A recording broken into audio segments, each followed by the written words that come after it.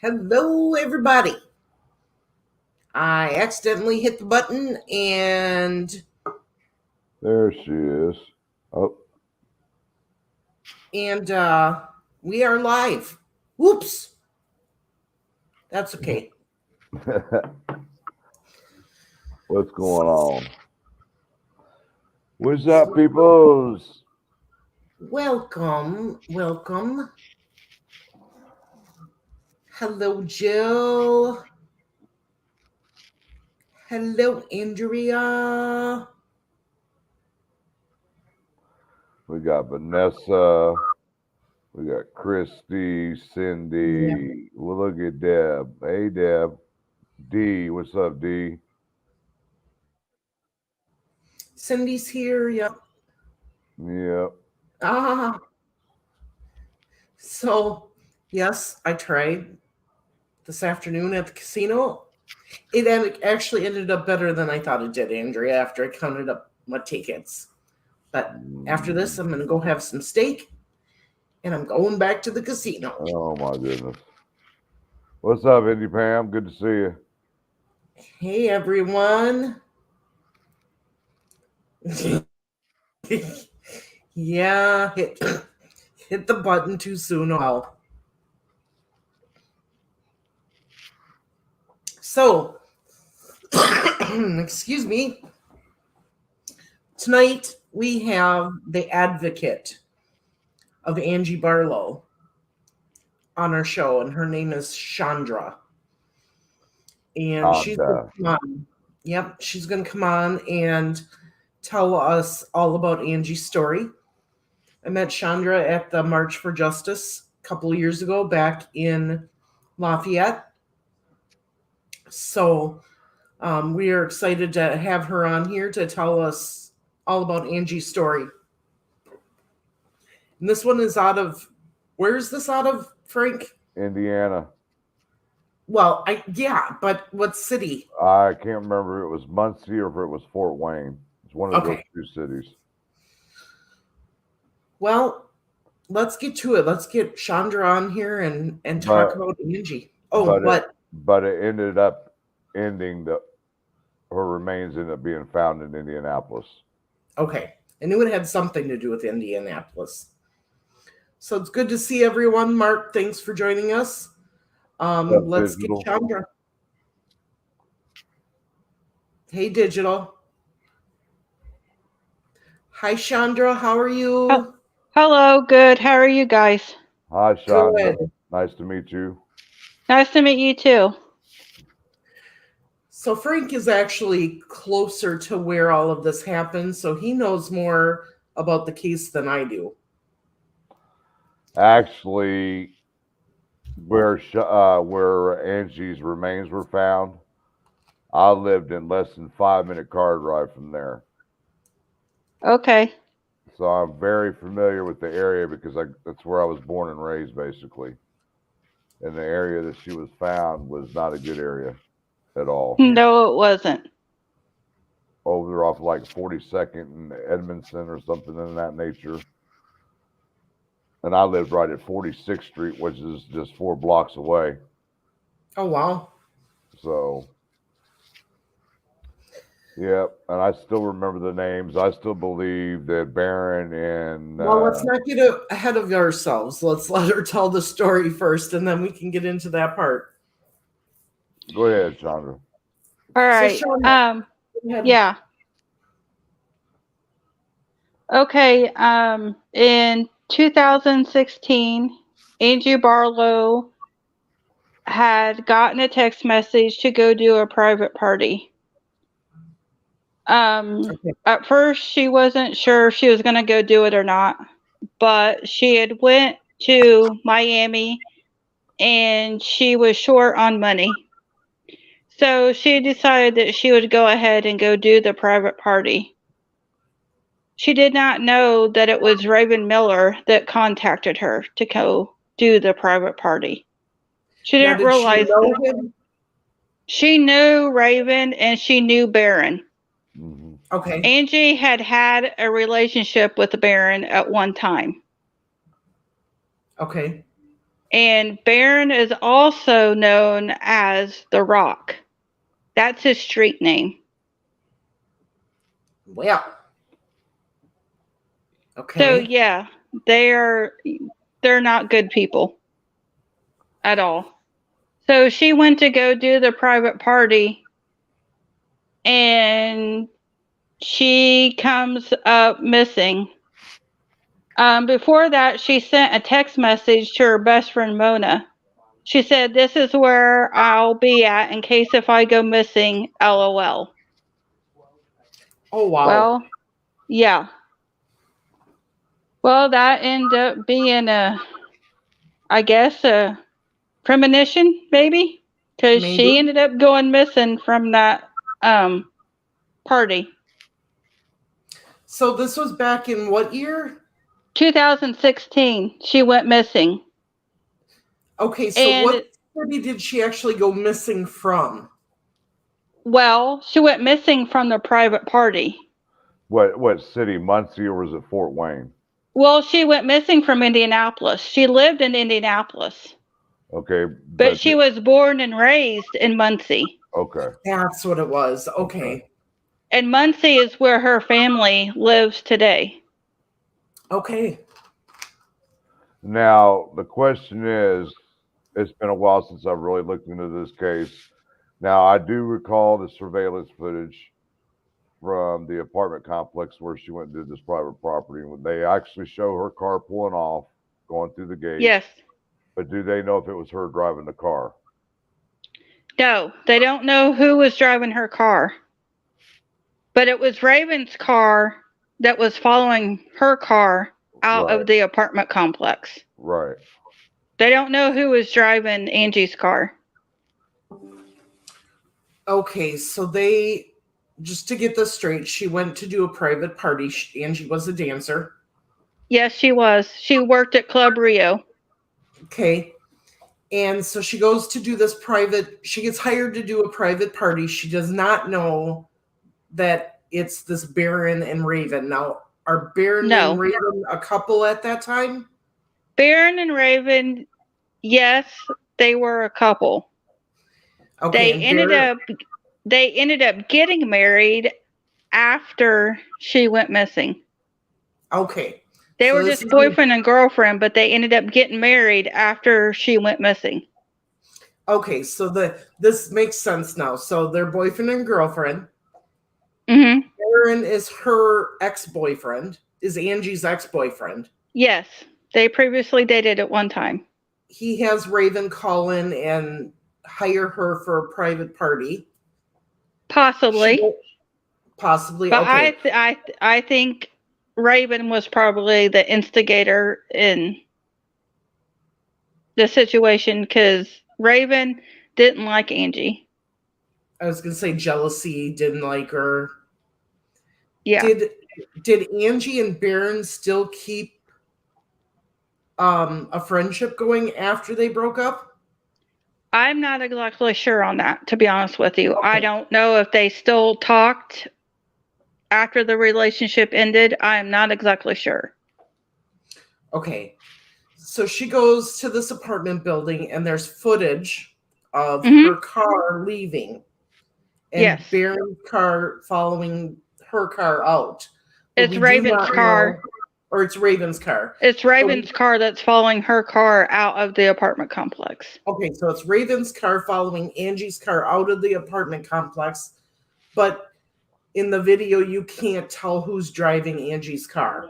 No, you can't tell who's driving either car because the footage is too dark. Yeah, okay. I do recall watching the surveillance videos several times on that, and the windows are so tinted you can't really see who's driving. Gotcha. So she goes missing. How long is she missing before she's found? She's not found until 8 months after she goes missing. She's not found until 2017. Okay. Wow. So she's found in 2017. Yes. Now you said that Raven and Barron got married and that's to probably evoke the Yes. spousal privilege, Yeah. so Yep. they didn't have to talk against each other. And they Yep. happened to And move now, out, and they happened to move out of state too. yes, they did. They moved to Arizona. Yes. They were brought in for questioning while it was a missing persons case, but they were Okay. never brought back into questioning when it was a homicide case. They were never brought in for questioning when it was a homicide case? No, they were not. My They understanding moved. They moved to Arizona, yeah. My and understanding that's is where they reside at today. my understanding is once they moved to Arizona, they refused to talk with the investigators after that. Yep. Okay, so they're still married today. Yes. They got divorced. They did get divorced. When did Yes. they get divorced? I am not sure like what year they got divorced in, but they've gotten divorced. We could find that all out. Yeah. And she was buried in a shallow grave. They claim it was shallow. It was not shallow. It was 5 foot. Wow. She wasn't meant to be found. And my question is it that the property where they found her, and again, I can still picture the property in my head, was there anybody living on that property at the time that her body was buried there? Yes, but they didn't have anything to do with her getting there. Yeah, but my question is why didn't they notice something prior? Or notice somebody digging a hole in her backyard or something? I don't know. Now, But Barron's family used to have that property. So Barron knew where that house was at. Okay, makes sense. so did Barron's or his family members know the people that had lived there at the time? I don't know if they know the family member. I don't know if the family members know the people that live there now. I don't know. Okay. But at one time, Barron's family lived there, and that's how Barron knew where the house was at. So he knew where the house was at, so he could have actually went and buried her, and they wouldn't have even known it. Possibly. So, But how she was found, somebody called in a tip to the tip line and told them where they would find her body. well, how would this person know? Yeah. And they said that this person is not a credible witness. It's not credible. Well, then how would they, if it's not credible, then how would they know where the body was at? Exactly. Yeah. But the police says it's not credible. That don't add up. No, it doesn't. See, we've got a private investigator that's been on our show a few times, and he has been on this case for a while. He's got his own Facebook page just for Angie. Yeah. He's in our chat right now watching everything. So just to answer a couple questions, Raven and Angie were not friends. They knew each other, but they weren't friends. Raven did not like Angie. No. Chanda is the advocate for Angie's family. Like I said, she's personal with the family and everything, and she ran the booth for Angie Barlow at the March for Justice. That's where I met her. I did make sure that permission was given before I even came on from Angie's mom. And I was going to say, yes, I did get permission from Angie's mom. Christina. To have Chanda on here to talk about it. So. And when her car was found, it wasn't found very far from the location where she was buried at. Are we talking a couple miles? I'd say give or take a couple miles, I think. Okay. And the area that her remains were found at is it's drug infested crimes, murders, everything in that little area right there. And I've been to that area where she was buried, and I've been to the location of the apartment building. Yeah, right across the street. Yeah. I've been to those locations. Of course, I had somebody with me, but yeah, I went to those locations. Which is called the Lawrence Landings now. Okay. So, yep, I'm very familiar with that area. Do you know if they have any evidence as to, against Barron? Apparently not. I guess it's all circumstantial, isn't it? Yeah. Well, Raven kind of ran her mouth on YouTube some. She sang rap songs about it. She did one where one of the lyrics says "smoking on Barlow." Wow.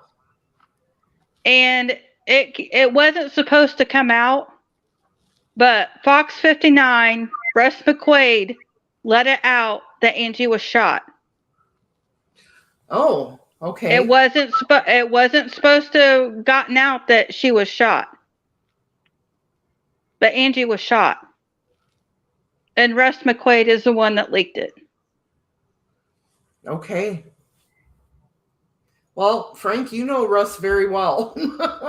I'm sorry. I don't mean to get frustrated over that, but if something's not supposed to be leaked, I'm sorry. You don't go ahead and just report it. No, I get it, because you're trying to get somebody you're trying to get justice. You're trying to get a conviction. Now, Jason says the circumstantial evidence is just as compelling as direct evidence, and he feels there is enough evidence to convict Raven. Mm-hmm. But it sounds like there's not enough evidence to convict Barron. Put them both. And I would agree with that. Probably not. Honestly, I would put them both in two different rooms and do what I said I would do. I would threaten to charge both of them with capital murder and let them roll on each other. Well, now that they're divorced, that may happen.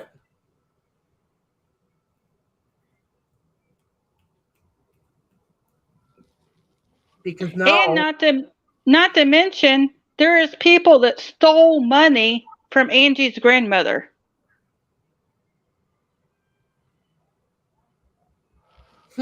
My question is how was she actually discovered?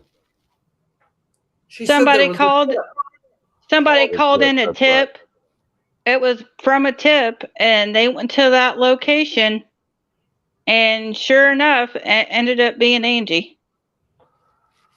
I just don't understand how they consider. I just don't know how they consider that an unreliable source when she let this person let them right to the burial site. I don't know either, but it came right out of the mouth of the detective that's on the case.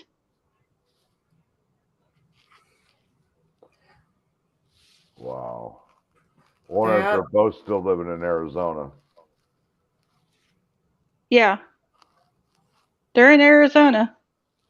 Okay. Maybe we might as well turn up a little heat on them. Right. If we keep the story out here,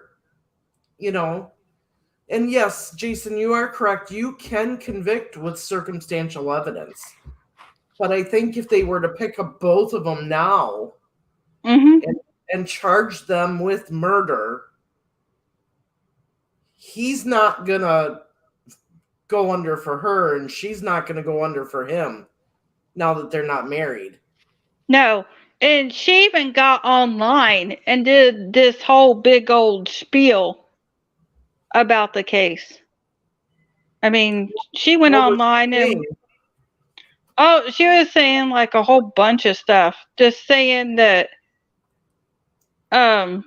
she didn't have anything to do with it and all this stuff. It was bad. Wow. Yet she does rap songs and talks about it in there. Yeah.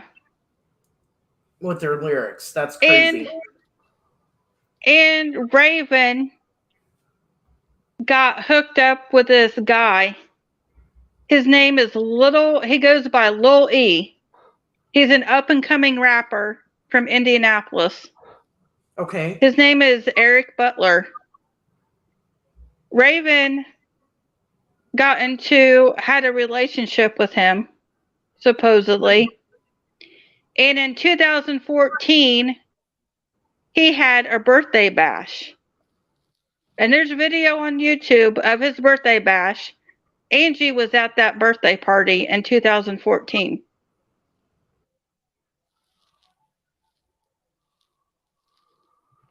Wow. So, and he runs around with people that aren't very good either. Because there's a picture online of him and Raven, and they're at the barber shop. And there's a man standing right beside him holding a semi-automatic weapon. Ouch. Yes. So they are dangerous people. Right. This is not a good group of people. No, it's not. Blake, go on, dude. Go. Well, that's a good question. You know, did they call it a non-credible tip before they found the body? Or how do you call it that if it led to the body? That's what we don't understand either. I don't understand that either. They called it a non-credible tip after she was found. After she was found. That is not it wasn't a credible witness. I'm like, how can it not be? You lead somebody directly to where she's buried. It makes no sense. Exactly. They had to have heard it from somebody or been a part of it. Was there or was a part of it. Right. Because it's going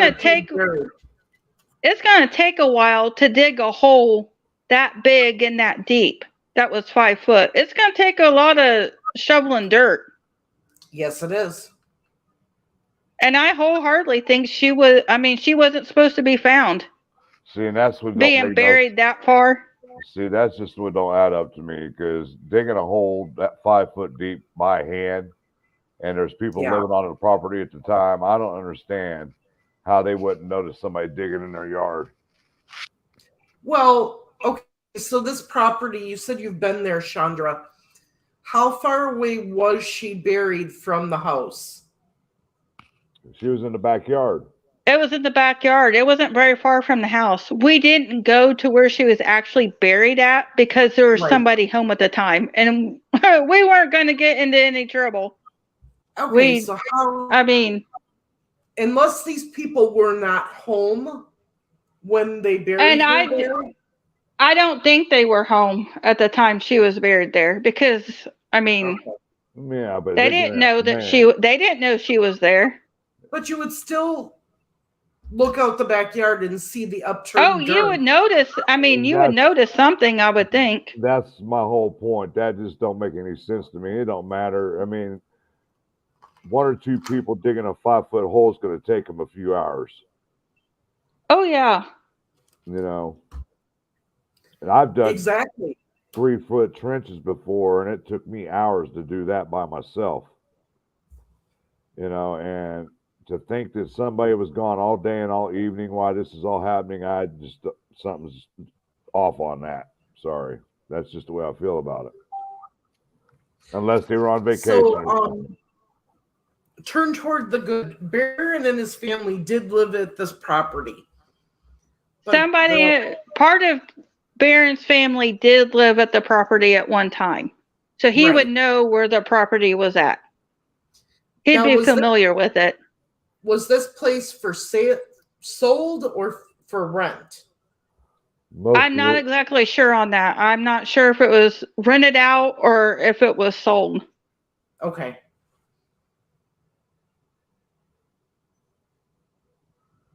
Because one of our subscribers said maybe it was vacant at the time and not rented out. And that's why whoever was living there it could be a very good possibility that it hadn't been rented out yet, and they did what they did and buried her, and they wouldn't have any knowledge or know that somebody would be back there. Right. That's the only thing I can think that would make sense. Otherwise, if you had people living there, they would see that the ground was upturned. Yeah, and her body was so bad that her mom could only identify her by pictures. Oh, wow. Wow. Now, and she said that her stuff that she had on her, it smelled like dead flesh, so to speak. It was nasty smelling. Right. Because they just took her through everything in the hole with her, right? Mm-hmm. Yeah. So and when they found her car was a wreck. There's pictures online of the inside of her car. I mean, there was stuff thrown all over everywhere. There was even a cigarette butt, like, on the car seat.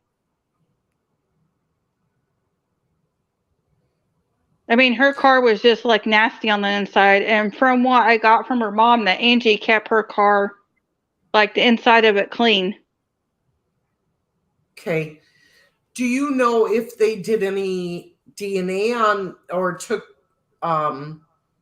swabbed the car for blood or anything, fibers, anything like that? I'm sure they probably did. I mean, I don't know what they got or if they got anything from the car, but the car looked like it had been wrecked, like it had been hit, like it hit something or went through a fence or something like that. Huh.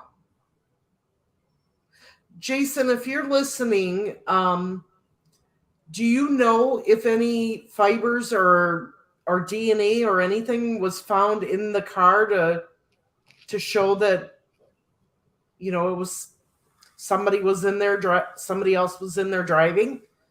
If they wrecked your car and it was in such bad shape, you would think somebody's DNA would be on the steering wheel or something like that. And she wasn't very tall either, so you'd be able to tell if her car seat was moved. Right.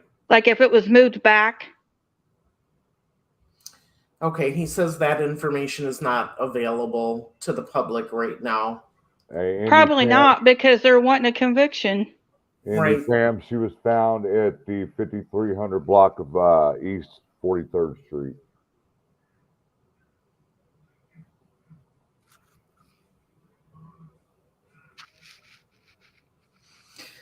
So, all right. So I'm very familiar with that area.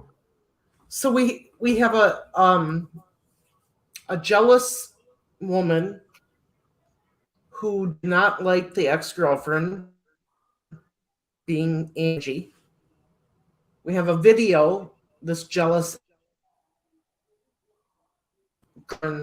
car following out Angie's car.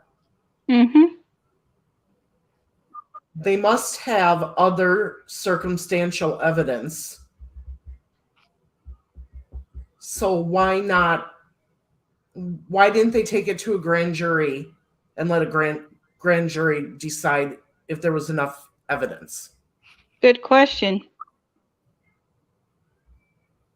I don't know. I think there would be enough evidence at least to bring him in for questioning for a homicide. Exactly, and that's my other thing is why didn't they bring them in? So, okay, they moved to Arizona. Go to Arizona. Extradite him back. Yeah. They do it all the time. Go to Arizona and question them. Yep.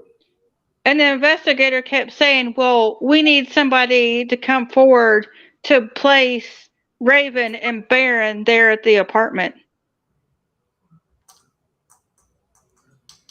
So whose apartment was this then? It was, I believe it was Ravens. So then why would you need someone to come forward and say Raven was there if it was her own apartment? Jason? I don't know. Please tell me why the police are saying that somebody needs to come forward and say Raven was there. Well, if her boyfriend was called Rock, he must have a street. He must be well known on the streets to keep your mouth shut. Uh-oh. Frank is frozen. No, I'm not. You're frozen. Oh, am I frozen? Yeah. So Jason says supposedly there was a witness at the party.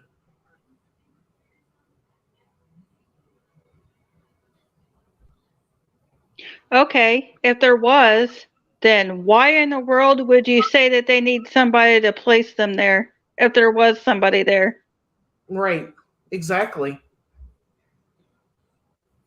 I mean, but he says it that's was a common party of sense. 2, so there was no witness. No. So they But think I'm a witness wondering, was at the party. I want to know who answered that door. Because if Raven or Baron would have answered the door, Angie would not have gone in that door. Exactly. She wouldn't have went into the apartment. I agree. So who opened the door? Because she felt comfortable to go ahead and go on in and go in the bathroom and stuff and like get ready and stuff like that. So who opened the door? Yeah, I agree. It's probably a party of 2, but I guarantee you it wasn't Raven or Baron that opened the door. Sounds like a setup for some reason. Exactly. So she was lured to that apartment. Yeah, she was. And she didn't know that it was Raven's apartment. Nope. Well, just lost Marv. There she is. Okay, I think I'm back. Sorry, everybody. Just, Frank, keep going. If I lose connection, just keep going with Chandra.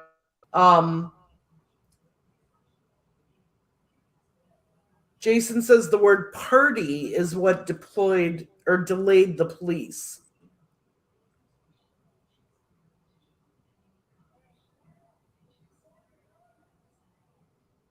So. Yeah. And what that type of party was, and a party that we think of as a party, we people think a party is multiple people. Right. But their type of party was just like he explained, party of 2. Because they wanted Angie to dance for Baron's birthday. Did they ever recover Angie's phone? I am not sure on that.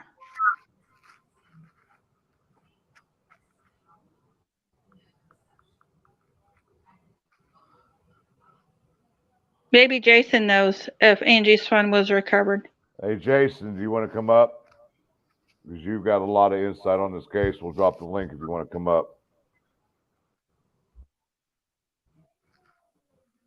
See, if the police know it was Raven's apartment, and Raven's phone was used to lure her, plus Raven's car was following Angie's car out, then come on. Common sense tells you to arrest her. Man, I mean, if her car was a wreck like you say it was, I'm surprised they didn't get any type of DNA out of it. Yeah, Angie's car was a wreck. The inside of it, there's pictures online that you can find the inside of her car.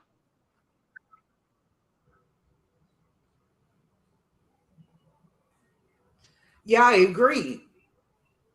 Arrest her.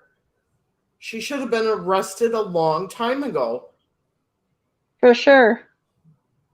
And Jason, just the reason I'm saying that is Jason Jensen said arrest her. Yeah. And Angie's mom claims that she's talked to Raven on the phone, and Raven told her, "Oh, you want to know what her last words were?" My goodness. Yeah, her parents have been through a lot, and her younger sister asked for security cameras one year for Christmas because she didn't want the bad guys to get her. Oh. Wow. And then 3 people from Muncie stole money from Angie's grandmother before Angie's grandma passes away. So do they think that is connected? I'm not exactly sure, possibly. I'm just trying to think. I could see the motive on Raven, but with Baron, I just don't. There had to have been some issues somewhere with her and Baron, or something happened to where he said she had to be taken out or something. Yeah, I think it was like part of it. I think it was jealousy. And then who knows? Angie could have known something that she wasn't supposed to know. Right. I mean, look at the crowd that she was hanging around with. I mean, prior to her death in 2014, and then when her death, I mean, that happened in 2014. She went to that birthday bash. 2016, she goes missing. 2017, she's found murdered. Wow. And I'm not in any shape, way, or anything accusing Angie of doing anything. I just want to put that out there that I'm not accusing her of being in that scene. You know what I mean? Yeah. Because just because she hangs around those type of people doesn't mean that you're doing what they're doing. But her case is long overdue to get justice. Oh, I agree. They should have, like I said, they should have convened a grand jury right after all of this with the circumstantial evidence, or they should have arrested both of them before they could get married. Mm-hmm. And Well, see, the sad thing is, before Angie's missing person case got looked into, it sat on a detective's desk for 2 or 3 days before somebody picked it up. Because that detective that the missing persons case fell on, that detective was gone on vacation. why would you assign a missing person case, to somebody who's on vacation? The first 48 hours are the most important. We know that.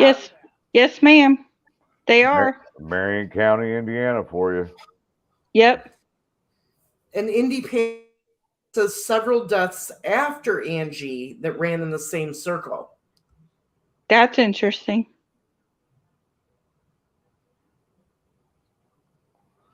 I mean, from the information I've gathered on Baron, just from knowing about this case, I heard that he was a big baller when it came to drugs too.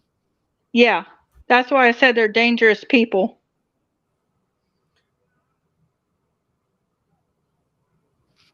Well, and I hate to say this, but we know how the cops think today, and I'm sure they thought that way back then.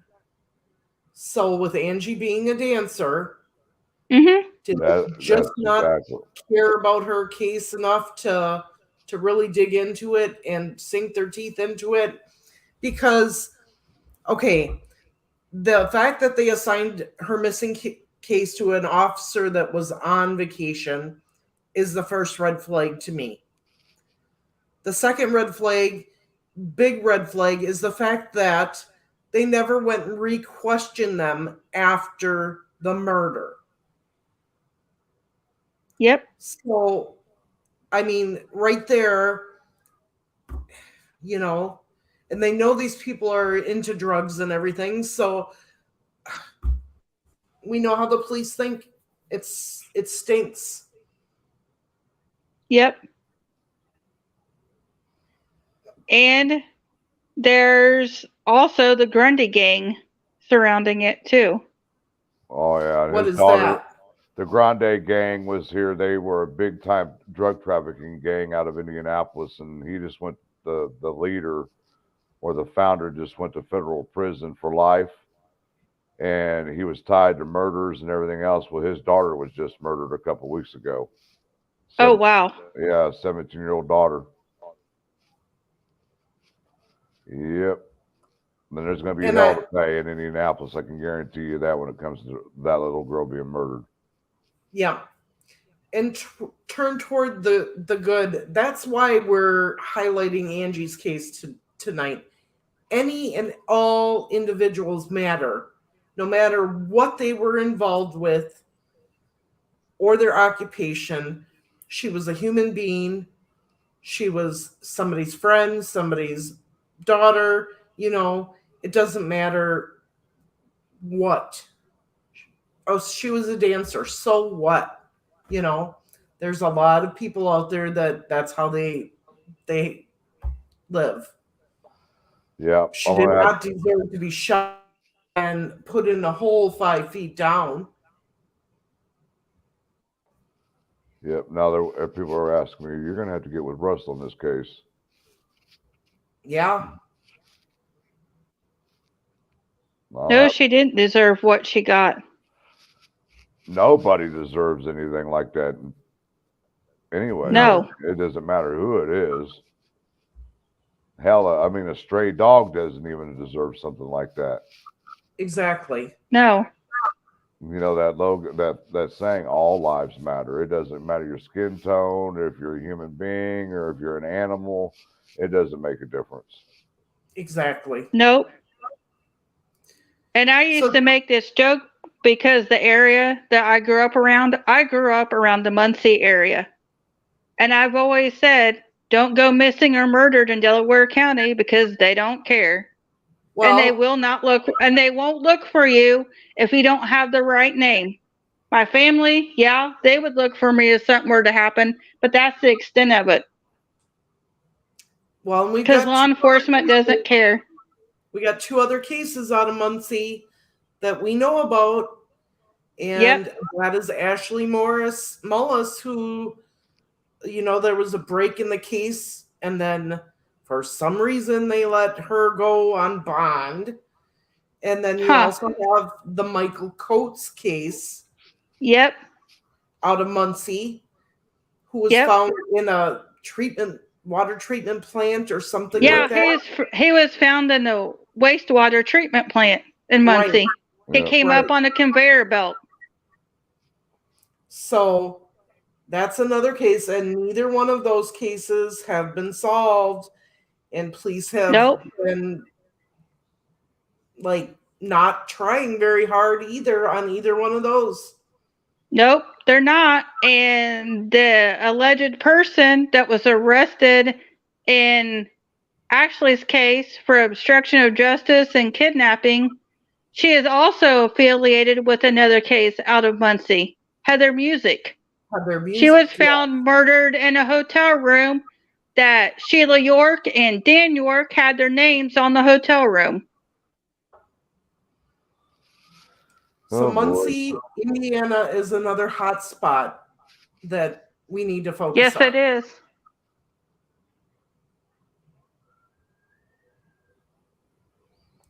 What were you going to say, Frank? Just thinking about Indiana in general. Yeah. Oh, yeah. Indiana's horrible, clear across the state. Well, look up how many missing and murder cases are in Indiana alone. Exactly. I live right here in Greenwood, so I know all about Indianapolis, East Side, Muncie, all those areas. Yeah, I would have to say the police in those areas,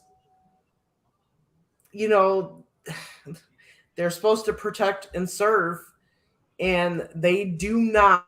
Indiana in general is 47th for solving cases. Oh, lovely. 47th. And I meant that sarcastically. Yeah, and they do not aggressively attack these cases and try to solve them. They don't. Nope, especially when they're adult. Oh, you're an adult. You can go missing if you want to.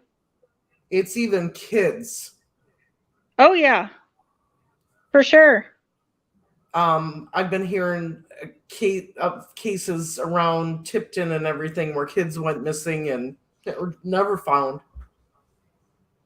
So there's a lot of corruption.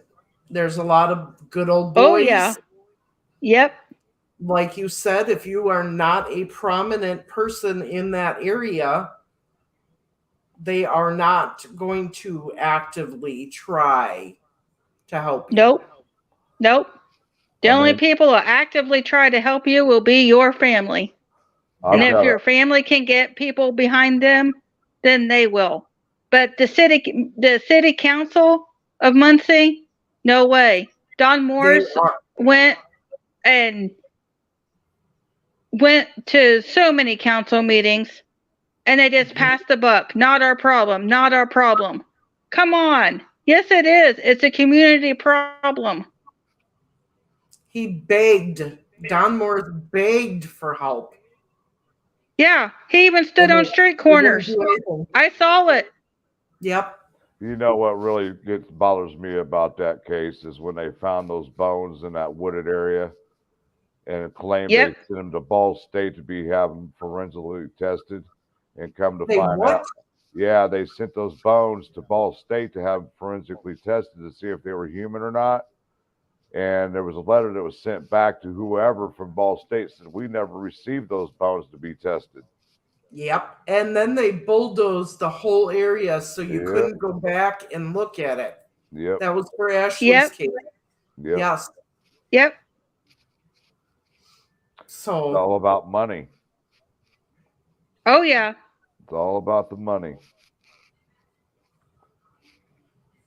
I mean, come on. Angie's case needs to be solved. Ashley's case needs to be solved. Michael Coates' case. All yeah. of them. What do you pay detectives for? The taxpayers pay their salaries. Yeah, and the people. Okay, so the people that I've talked to that live in Tipton, they've been going through this for 20 years with Jay Rich. He's been the prosecutor there for 20 years. A lot of them don't like him, but they keep voting them back in. So shame on them. If you keep voting them, yeah. You know, but certain people have power, and you know, and they use it. They're part of the reason for the drugs in the town. And you got to realize too, in small towns and small cities, a lot of the drug people run those little towns and cities. Exactly. Yep. A lot of people don't see it because it's hush hush under the carpet money being passed back and forth.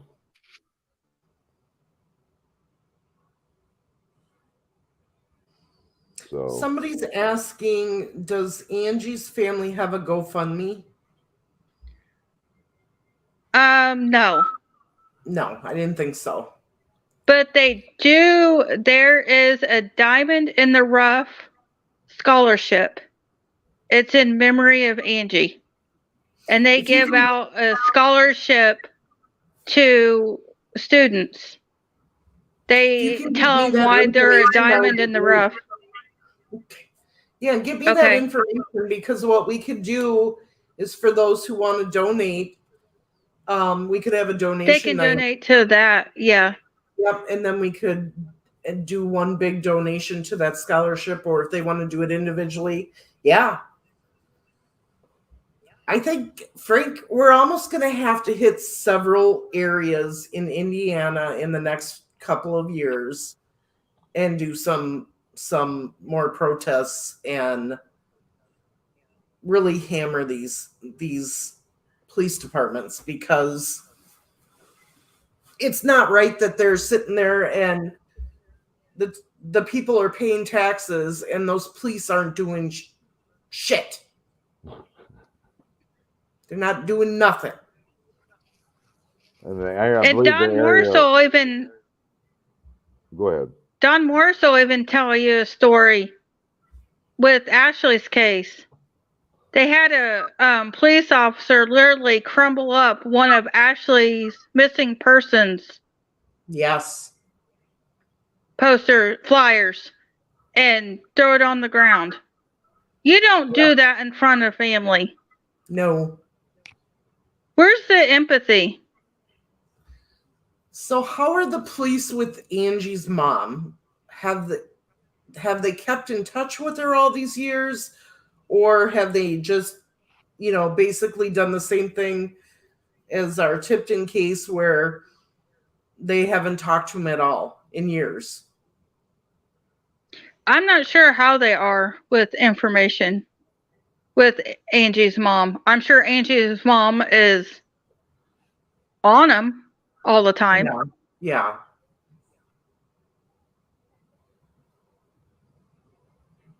Boy, I got the wheels spinning in my head what I can do about this case. Yeah, we need to keep these cases out there and find some other channels to help us promote these cases. Yeah, I've been trying to get Angie's story out there, but nobody hardly would want to do it that's local to the area. No fault to them because of the people that are involved in it. They're scared. They're afraid, and I don't blame them. I'd be afraid too. I'm afraid. I mean, you start talking a lot. They don't like people talking. Right.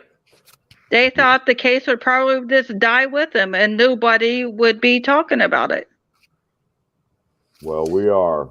Come after Well, it needs to be talked about because it doesn't need to be swept underneath the rug. Her parents deserve justice. She deserves her day in court. Well, this is where, so Act 177 was created in Indiana. Christie's Law, yes. And if your case was closed. It's not closed. Right. And there was no prior, nobody was taken to court over it. You could And that law isn't helping right now. It's not helping people at all. That's what I was going to tell the audience is you can ask ISP to review it and reinvestigate it. They have received over 20 cases and not one of them was re-reviewed. They denied them all. Tanner Barton, Brittany Bell, two of them that I know off the top of my head. Christy, the one that the law was created after. I mean, if you can't investigate it yourself, hire independent civilians, train them, and then let them go over the cases if you don't have the time or don't want to make the time to do it. Right. Well, honestly, they do. They have their own, detectives have their own investigators that work right along with them. Right. But still. And I can tell you that the senators that created that Act 177, they tried. He actually went and talked to Doug Carter and said, why have you denied all of these requests? And they are working on a revision for that bill. It needs to be revised or something to where they'll pick it up. Yep. I mean, they have all these people in the Delphi case. Not faulting them for that, because those girls deserve justice just like everybody else. But If you're going to do and pull all those people in for that case, okay, come on. And do investigative work on the cases that were turned in for the bill. Right. Get as many people on that too. Right. Because all these people deserve justice. You betcha.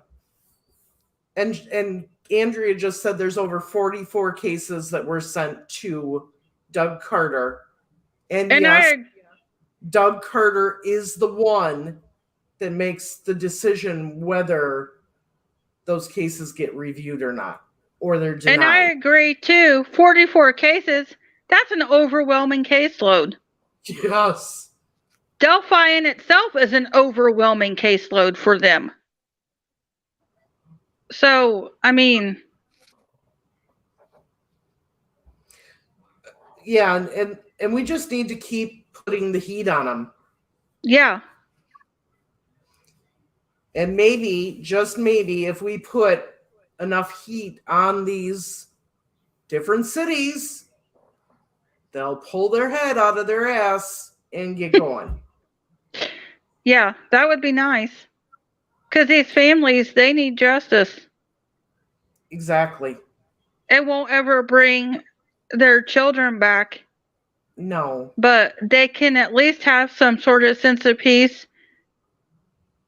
that their child got justice and somebody is in jail and not walking free to do whatever it is they want to do. So yes, we're going to have to start. We're going to have to pick some times and just start going and get a large group of people together to go to Muncie and bless the council, the police department, something. Yeah, but with this case here, it would have to be downtown Indianapolis because the crime occurred here. Right, and I agree. We would have, but that's what I'm saying. We'd have to do it in all the places: Indianapolis, Muncie, Tipton.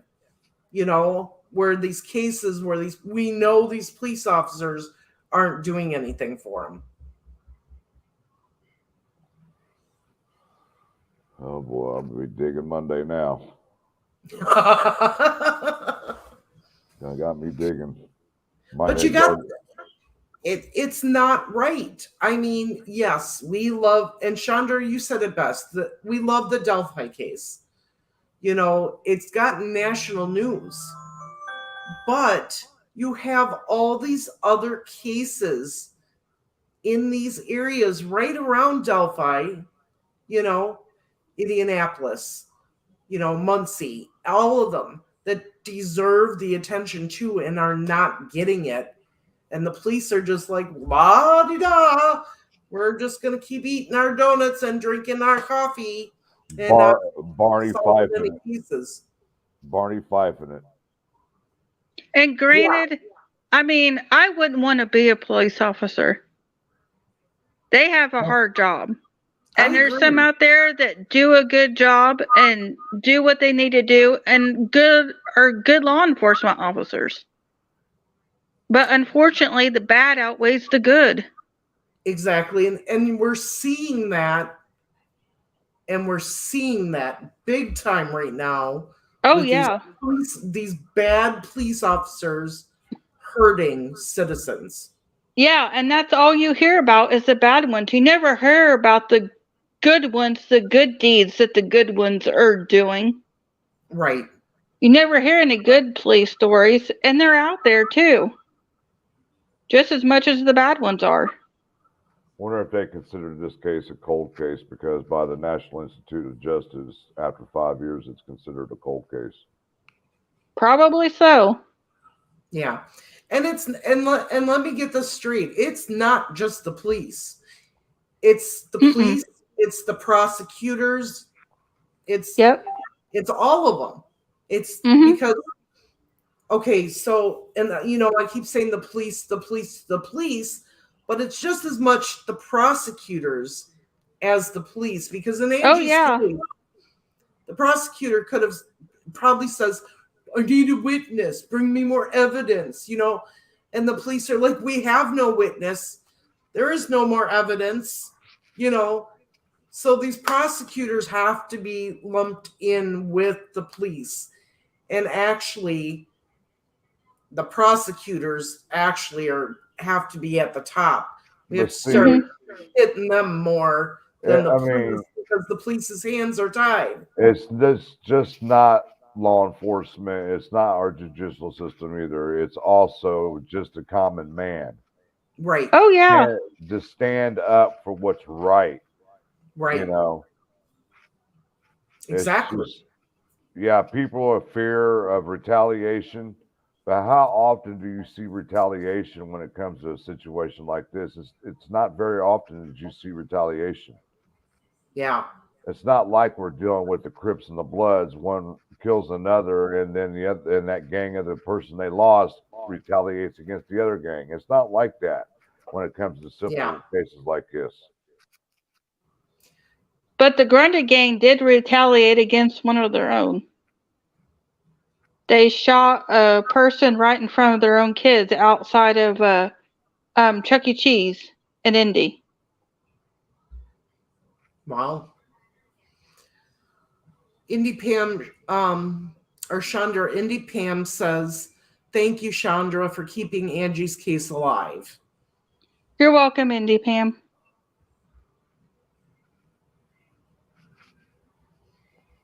Yeah. And that's part of what's wrong with our society.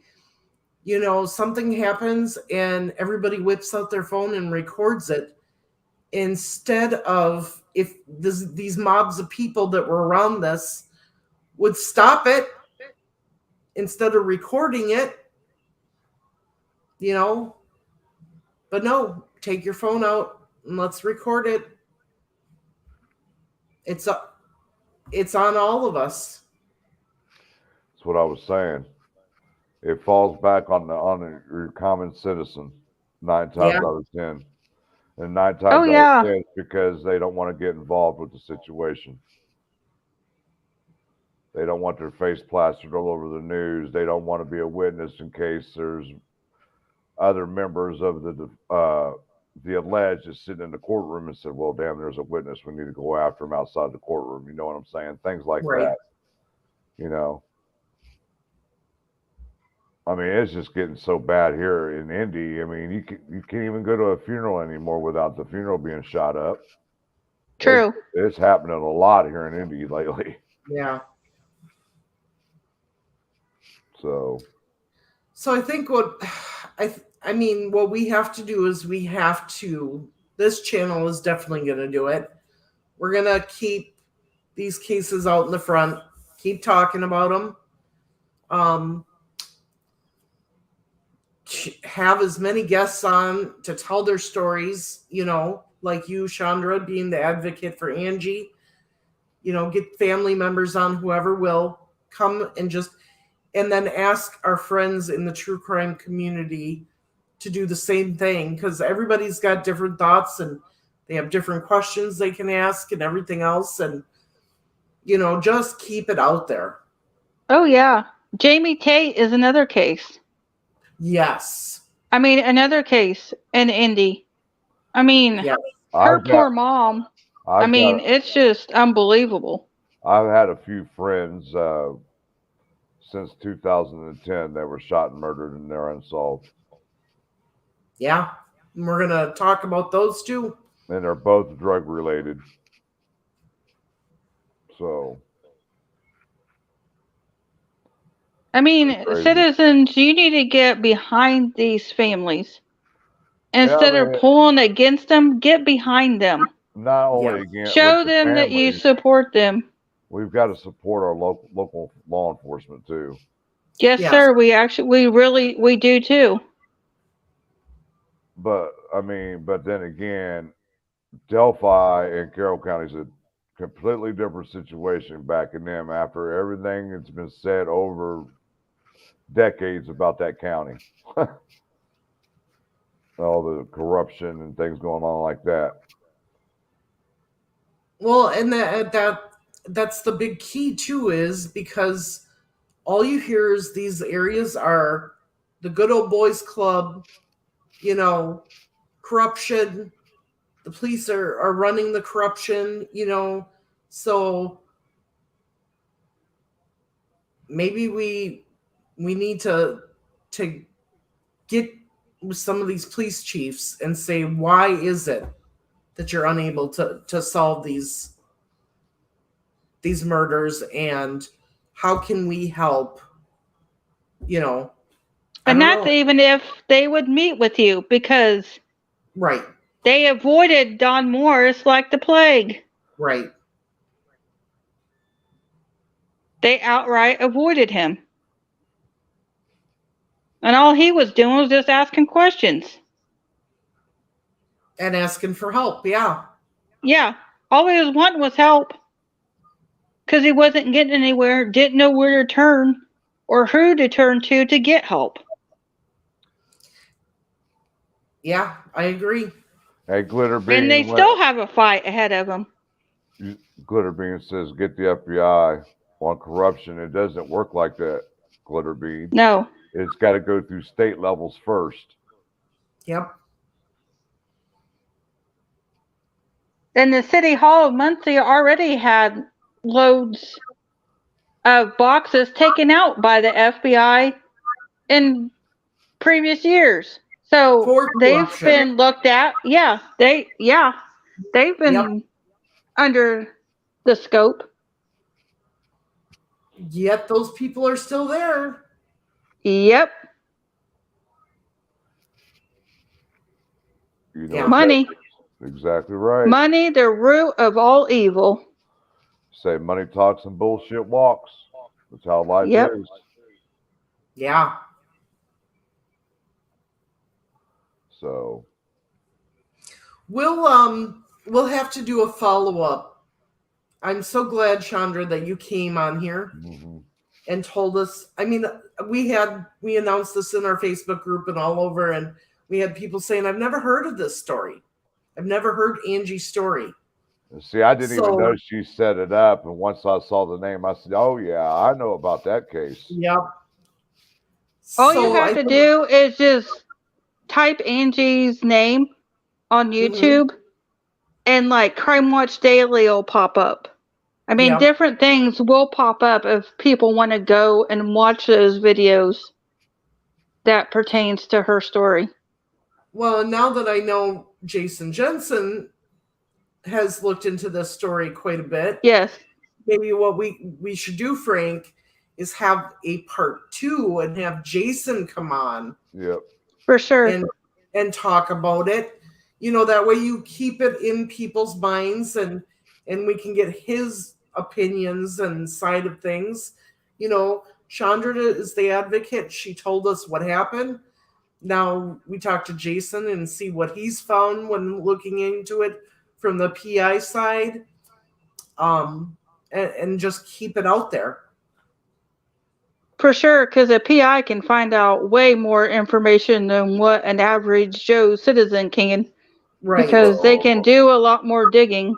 Well, like I said, and with my ties with Russ McQuaid and another person at 559. Yep. So. And I'm not saying Russ McQuaid is a bad person. Oh, it's just frustrating that he leaked that tidbit of information out. Right. Because it wasn't supposed to be known. Right. Because they didn't want to tip off the killers. I mean, I just don't understand how that would tip off the killer. No, but you want a conviction. You don't want to know. You don't want it out there how they died. Well, yeah, I understand that, but I'm just saying in general. I mean, I don't think it would have. I don't think it would have tipped off the killers. I mean, don't think so would either. They're out of state. If she's the one that did it, she could have hired somebody to do it. I don't know. Right. Yeah. And I don't even know if she was killed inside the apartment or they took her to where she was at. My understanding is when she went missing, they went to that apartment and it was completely empty. They could have still luminol, though, in order to find out if there was any blood in there. But what I'm saying is, it looked like they had just up and moved out. Oh, they did. I'm sure they did. So, they did. they got out of Dodge. But otherwise. And now she's in Arizona doing people's nails. Is that what she goes doing? She goes by Bonnie Drip Nails. Wow. She has her own nail salon in Arizona. Well, yeah, I'm going to have to get with Russ on this. I'm going to make some calls and see what I can do about asking why no grand jury was brought forward to look into this case. Right. Yeah, I would like to know that answer too, because something should have been done. Telling you, it's all about money. For sure. I wouldn't doubt that. It's a money thing. Because you got to pay big money to bring a grand jury together and all that. I mean, a lot of people don't understand what it takes to even bring a person to trial. Like in Marion County, it's an average of $50,000 to $60,000 per trial they're spending money for. I mean, for witnesses to be brought in and jury pay your jury, and then you got to pay for all the court dates reserved and all that. It's amazing how much money it costs. And then you got the jail. Then they're having to house the inmates. You know, right. Things in that nature. It's just people just don't understand what it takes. But like I said, I will get with Russ McQuaid on Monday, and I will definitely get with Jason Jensen about this, because as soon as I posted the thumbnail to the Facebook group and through my messenger and through Discord and everything else, Jensen said, "Hey, that's my case." I'm sorry, Jason. I'm not trying to step on your toes, sir. Well, no, I've been trying to get her case out there since she went missing. So, I'm not trying to step on his toes either. I called him immediately, and we talked about it. And I said, "Look," I said, "man, that was in my stomping grounds where all that took place at." He said, "Really?" And I said, "Yeah." And he also believes in, before I even knew about him, and before I even got onto YouTube, I knew about the case. And I had read about Barron and Raven and all that crap. And I'm like, well, if they are the primaries right now, why haven't they arrested them? So they're the primary persons of interest, I should say. Yeah. Yep. But otherwise, I think what we should do, I think that's the plan. I think we should, Chandra, thank you so much for coming on here and telling us about Angie's story. Mm-hmm. We'd love to have you back again. And maybe what we can do is have both you and Jason come on again, and that way you know what he knows and he can figure out what you know, and just work all together as a team. And we'll reach out to some of our fellow YouTube creators and just see if they will continue getting these stories out there and keeping them alive. Yes, I would appreciate that. And again, I understand why some won't that are local to the area. I mean, right. I completely understand that. I mean, you're messing with a not so good crowd of people. Right. Well, and what we can do too as YouTubers, we use the hashtags when we create our live streams. Mm-hmm. So what we can do is we can use some additional hashtags to get these streams into that area more. So if people are looking up Indianapolis or Muncie or something like that, we can put those hashtags in there and it'll go to all those. As soon as somebody uses a of the hashtag of say Muncie, Indiana, your video would pop up. So we can do some things to help get our videos to that area. Yeah. Thank you very much for having me on. I appreciate it. Oh, anytime. I'm so glad. I'm doing the best I can. I'm just kind of. That's all you can do. Just I'm like not very good at doing it, but I feel that she deserves justice because she was a human being first and foremost. Right. I agree. And what we can do is, we'll just keep going with this area. I can talk to Teresa and ask her to come on and talk about Michael Coates' case. We can get Don on here to talk about Ashley's case. Yep. She knows a lot about the music one too. Yep. They're linked with the. Oh yeah, Heather and Ashley's are intertwined. Yes, they are. So and we're going to be telling Tabitha's out of Tipton here, so we'll just keep going and bringing on people and giving them a voice and using the hashtags to really get into these areas. See, Chanda, what you got to learn about me is I'm the voice behind the scenes. Yeah. Makes sense. I am.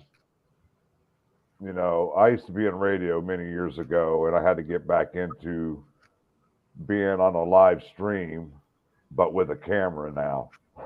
Right. So I'm more of the information guy. I make all the phone calls. I do all the FOIA requests and things of that nature because that's my forte is researching and getting information that we need. Right. So he's good at putting pressure on these people too to give us what we want. Yep. And Angie's case is an actual homicide. Right. It states that. I just wanted to clarify that to people that it is a murder investigation. Okay. Hopefully they won't deny me. I'll try to pull records if I can, even though they probably still have it as an open investigation. I'll probably get denied, but I can still try to pull what I can. Exactly. I agree. Because we've been shot down on another case. That's not surprising. So, but otherwise, we really appreciate you coming on here, Miss Lowe. And thank you very much for having me, and thank you for all the subs for listening too. When she said that somebody's coming on with this case, I said, "All right, I've got a little bit of knowledge on this case." Yeah, I mean, even after the live stream is over, go back and just look at the comments. They said you're doing a great job. Yep. They thank you for keeping her story out there. And then we will do a part 2 and if you want, get you and Jason on here together. Okay. All right. And then, like I said, we'll talk to our other YouTube creator friends and see if they'll do, a live or video on her and just try or even just a video short, like right. Put information out there about her case and just do a small little video short. That would help immensely as well. Exactly. If some of the creators would just do like a video short or whatever. Short. That would TikTok, help too. Exactly. Yeah. Get it out there. Yeah, I agree. So I'm so glad we had you on here. It turned toward the good. It says, haha, see if Frank can't research beforehand. I got a photographic memory, and Marv will tell you that. I really don't have to write a whole lot down, and I can remember stuff off the top of my head. But what really killed me was losing all my files of the Delphi case up in Delphi that day. My whole year's worth of files. Yes. But all right. Well, thank you so much for coming, and we'll get back together with you about possibly a live with you and Jason both. And then we'll get working on shorts and TikToks and just keeping her story out there. Thank you. I appreciate it. Thank You're you, Ms. Lowe. welcome. It was nice hearing from you. Yeah. Same here. Thanks again for having me on and giving me a chance to share her story. And hopefully people keeping it out there. Yeah, exactly. Anytime, if you get any new information, please reach out to us and keep us updated. If there's I sure will. I try to watch about how much I dig into it, just for the mere fact of the people that surrounds the case. Yeah, you got to be careful. I kind of watch myself too, because hey, what I always say, you come to my door, Lucille will be waiting for you. Unfortunately, I don't have a Lucille, so I need to get me a Maverick or something. So there you go. But otherwise, you have a good night, Miss Lowe, and keep in contact with us. I sure will. All right, you have a good night. You too. Bye-bye. Bye. Bye. Well, there we go. So it's now you guys know it's important that we tell these stories. Not everybody can have national spotlight. So what we want you guys to do is share out this video with your friends, with your family, anybody that you know in that area. Say, take a look at this, pass it on, and just keep it going, keep the rhythm going. And the more people that watch this from that area, maybe we'll get lucky and get some information on it and get this case solved. Hey, turn toward the good. You're right. I'm a spot-on analyst. When I look into something, I'm breaking down everything word by word, frame by frame, inch by inch on photos. That's what I do. I could pick apart a statement quicker than you could change your underwear. But otherwise. Okay, hang on just a second. I was chatting behind the scenes with our guest, thanking her and letting her know we'll keep Angie's story out there. And somebody asked in the chat what radio station I worked at. It was WEDM 91.1 FM in Indianapolis many years ago. Yes, turn toward the good. You did get to see it in action. Mm-hmm. And so that's good. Well, everybody, thank you so much for joining us. Like I said, help Chanda and Angie's family by sharing this video. The more people that see it, the better chance we have. What are you doing? I'm blowing the dice for you because I know you're getting ready to go back to the casino. I have to go eat first, and then yes, I'm going back to the casino. So, all right, guys, much appreciate everybody coming out tonight and hanging out and learning a little bit about Angie Barlow and the case with her case. Love each and every one of you. Remember, We've got merchandise that's out there. If anybody that's in our chat that is not a member, please become a member. Spread this video around to Angie if you can, so we can keep the voices alive when it comes to these other cases, guys. So otherwise, until then, peace out. One love. Take care. Good night. Good night.